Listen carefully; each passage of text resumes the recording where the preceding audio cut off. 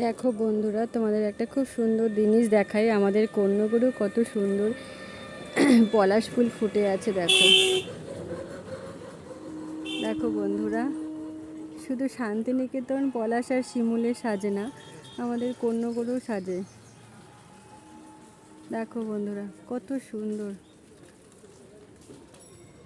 পুরো গাছ ভর্তি পলাশ।